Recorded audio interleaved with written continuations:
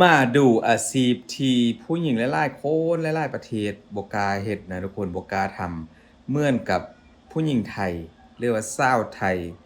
การทำงานชาวไทยหลายๆคนเขาบ่เคยเลือกอาชีพเขาบ่เคยเลือกงานและนี่ก็เป็นอาชีพที่ผู้ชายคือเบ้าพิมพ์ถึงกับยอมนะทุกคนเพราะว่ามันเป็นอาชีพที่ถามว่ามันหนักบ่มันก็หนักนะทุกคนสำหรับผู้หญิง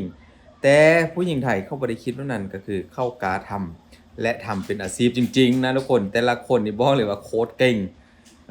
มื้อนี้ก็คงจะนี่บ่พ้นเรื่องของการขับรถอีกแล้วทุกคนอาชีพที่อาจจะทำให้อ่าผู้หญิงตอนนี้สมัยนี้อาจจะบ่ต้องเลือกงานอีกต่อไปนะเพราะว่าทุกอย่างสามารถสร้างเงินสร้างอาชีพได้หมดเบิ่งตัวอย่างคลิปของชาวไทยหลายๆคนที่ว่าพิมพ์จะเอามาให้เบิ่งในมื้อนี้ทุกคน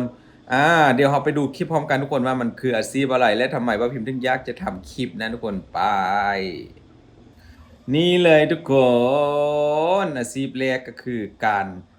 เป็นคนขับรถแบ็คโฮนะทุกคนอยู่ที่ประเทศไทยก็เคยทำแต่คลิปของผู้ชายทุกคนแต่บอกคิดว่าผู้หญิงสวยๆงามๆตัวเล็กๆอยู่ที่เมืองไทยเขาจะมาทำอาชีพแบบนี้นะทุกคน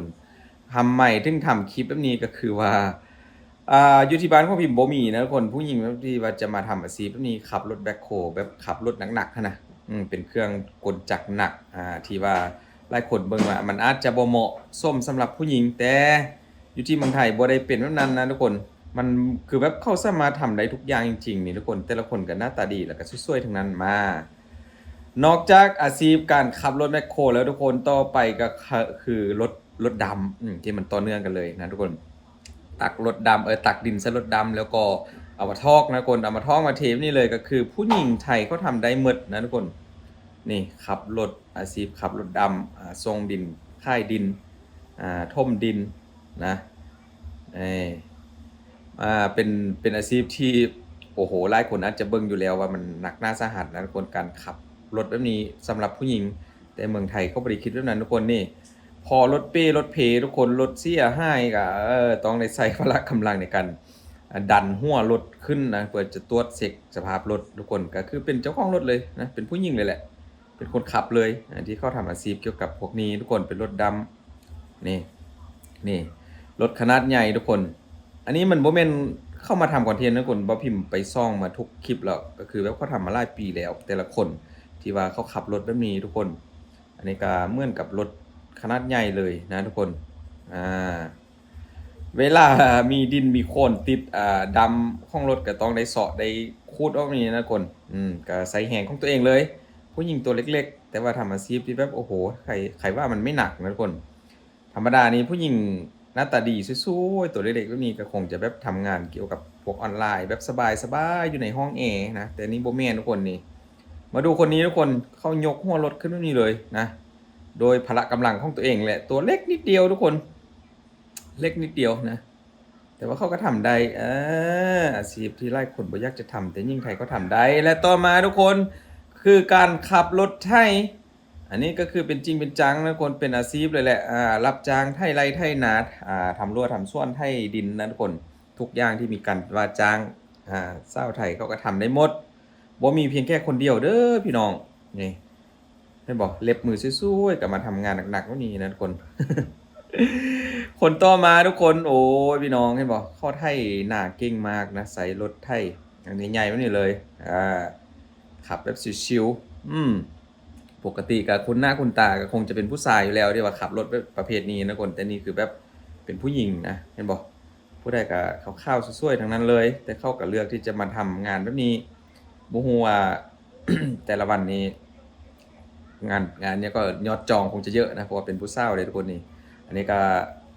ไร่ข้าวโพดนะน่าจะเป็นไถนาไถดินอยู่ที่ไร่ข้าวโพดทุกคนเต็มไปด้วยโคลนเละไปด้วยโคลนเขาก็บ่เคยรังเกียจนะเป็นอาชีพที่ว่าสุจริตหากินได้แบบงามๆนี่ทุกคนธงชาติไทยปักด้านล่างสวยมากแต่ละคนอันนี้ก็คงจะไปทำงานหรือว่าทำงานเสร็จแล้วแหละกลับบ้านนะและต่อมาทุกคนก็คือผู้หญิงขับโดรนก็คือเป็นโดรนการเกษตรนั่นแหละนี่ก็ว่าพิมเคยทำคลิปมาแล้วแต่ว่าเป็นผู้ชายทุกคนบ่ฮู้ว่าผู้หญิงเคยทำแบบนี้มาแต่เลยก็เลยว่าไปหาคลิปมาโอ้โหเยอะเลยอาชีพขับโดรนนี่ยิ่งเยอะทุกคนเป็นผู้หญิงขับโดรนนะโดรนขนาดใหญ่ที่ว่า ใส่พ่นยาฉีดยาใส่ในทุ่งไร่ทุ่งนาแล้วก็ตามส่วนเกษตรกรนะทุกคนนี่เขาก็นั่งขับแบบซิวๆจุดในที่ในแบบเข้าจ้างกับป้าย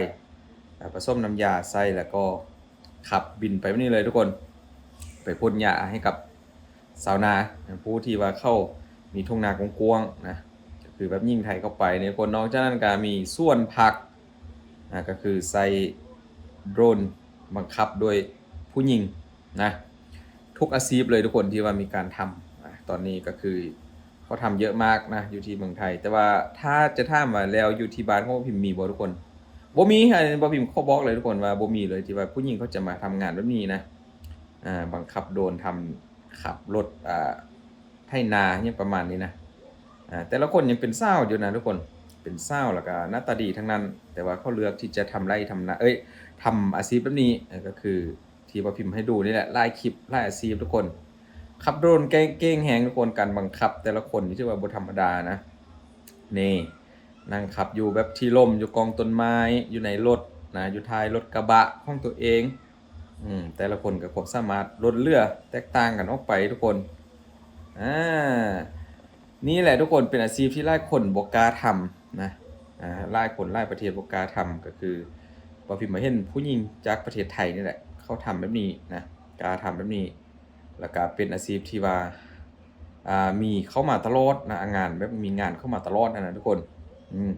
ดูคนนี้ทุกคนคนนี้ก็นั่งบังคับโดรนอยู่ท้ายรถกระบะของตัวเองแบบซิวๆท่ามกลางทุ่งนาที่แบบเย็นสบายทุกคนเห็นบ่เป็นอาชีพที่แบบบ่ต้องไปเดือดร้อนไผนี่และต่อมาทุกคนนี้ก็คือผู้หญิงขับรถเกี่ยวข้าวนะทุกคนโอ้โหเก่งแฮงเลยอันนี้แฮงเก่งถอยรถขึ้นรถหัวลากนะเพื่อจะไปสถานที่จุดที่เป็นทุ่งไร่ทุ่งนาที่มีการจ้างเกี่ยวข้าวก็คือเป็นผู้หญิงขับขึ้นเลยทุกคนเก่งเด้อเก่งที่สุดเลยพี่น้องเก่งพิลึกพิโลสุดยอดจริงๆนะกับยิ่งไทยแต่ละคนทุกคนเดี๋ยวเราไปเบิ่งบรรยากาศผู้หญิงขับรถเกี่ยวข้าวกันทุกคนว่าเขาจะขับเก่งขนาดไหนนี่คนแรกทุกคนนะแต่ละคนก็ถือว่าขับเก่งลงสถานที่จริงเลยนะทุกคนทุกอย่างบอกเลยว่าบ่เป็นคอนเทนต์เด้อทุกคนนี่คืออาชีพจริงๆนี่เดี๋ยวก็ยิ่งไทยเต็มคนนึงทุกคนขับแบบชิวๆเลยนะเห็นบ่เขาขับเก่งแฮงทุกคนรายได้ก็คงจะได้ตลอดนะเพราะว่ามันทำไร่ทำนาอยู่ทุกปีอยู่แล้วนี่ทุกคนมีผู้ชายมาอินเตอร์เทน ผู้หญิงเป็นคนขับแต่ผู้ชายอินเตอร์เทนทุกคนเต้นยั่วไปด้วยนี่สร้างบรรยากาศให้กับทุ่งไร่ทุ่งนาคนขับก็มีอารมณ์ค่ำอยู่ตลอดนะคนดูก็ค่ำไปนำทุกคนทุกอาชีพก็มีความสุขและคนต่อมาทุกคนขับรถเขาเรียกอะไรรถขนตู้คอนเทนเนอร์รถเทเลอร์รถอะไรนะรถหัวลากนะก็คือเศร้าไทยอีกแล้วทุกคนก็คือตัวเล็กๆนะขับรถขนาดใหญ่วันนี้ทุกคนขนตู้คอนเทนเนอร์ข้ามไปนี่ทุกคนสังเกตจากพวงมาลัยเลยพวงมาลัยโคตรใหญ่แล้วคนขับเล็กนิดเดียวทุกคนดูจากเกียร์ที่เขาจับก็เหมือนกันนะทุกคนคันเกียร์คันโยกโคตรใหญ่เลยนะนี่คนเล็กนิดเดียวที่ว่าขับทุกคนเป็นผู้หญิงโอ้โหและสุดท้ายทุกคนสิ่งที่บ่คาดคิดก็คือผู้หญิงไทยขับรถเข็นอันนี้ก็เป็นอาชีพนึงที่แล้วทุกคนนะมีเยอะมากที่จริงมีเยอะจริงทุกคนได้บอกมันเป็นเข็นขนาดยักษ์เลยที่ว่าเข้าใช้ในการก่อสร้างตึกสูงๆนะทุกคนเป็นผู้หญิงไทยที่ว่าขับเข็นบังคับเข็นโดยตัวเองผู้เดียวเลยนะนี่ให้บอกยกเหล็กค้นเหล็กทุกคนเหล็กอยู่ด้านล่างให้บอกเป็นดำๆนะในการยกขึ้นตึกขนาดสูงขนาดใหญ่แต่ละคนนี่เก่งจริงๆเป็นอาชีพที่บ่คาดฝันขนาดผู้ชายคือบ่พิมพ์อย่างบ่กล้าจะทำนะทุกคนถ้าว่าทำ ถ้าว่าจะทำเป็นกับบ่กล้าทำทุกคนนี่อันเรื่องของการยกเครนนี่ได้ขับรถเครนนี่นะบ่พิมพ์กลัวทุกคนข้อนับชื่อจริงๆนะกับความสามารถความเก่งของยิ่งไทยแต่ละคนในการทำอาชีพที่แบบหลายคนบ่คิดบ่ฝันแล้วก็ผู้หญิงหลายคนบ่กล้าทำนั่นก็คือการขับรถไถนารถแท็กเตอร์รถแมคโครรถเครนแล้วก็รถหัวลากอย่างต่างๆนะทุกคนหลายคนก็คงจะแบบทำงานอยู่แบบอยู่ในห้องแอร์แต่ว่ายิ่งไทยเขาเลือกที่จะเลือกอาชีพนี้เพราะเป็นความสบายความสุขอีกเป็นอย่างหนึ่งของเขาก็เป็นไปได้นะทุกคนขอบคุณหลายๆทุกคนวันนี้ก็เปลี่ยนบรรยากาศมาดูความสามารถของยิ่งไทยหลายๆคน แล้วก็ยังมีอีกตึมหลายคนที่ว่าเก่งแบบนี้นะทุกคนสุดท้ายนี้ก็ขอบคุณหลายๆทุกคนอยู่กับคุณพิมพ์อีกแล้วนะมื้อวานนี้ก็บ่ได้ลงคลิปทุกคนมื้อนี้ก็ขอให้ทุกคนโชคดีเด้อทุกคนเจอกันคลิปต่อไปนะจ๊ะบ๊ายบาย